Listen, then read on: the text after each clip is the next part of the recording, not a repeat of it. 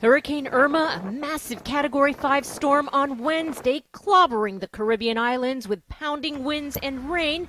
And even as the destruction is still being tallied up, two more hurricanes are threatening the region. Jose in the tropical Atlantic and Katia in the Gulf off the coast of Mexico. Amateur video shows Irma battering the French island of St. Martin, and a fixed beach camera there captures the violent torrential rain unleashed by Irma, one of the most powerful Atlantic storms in a century.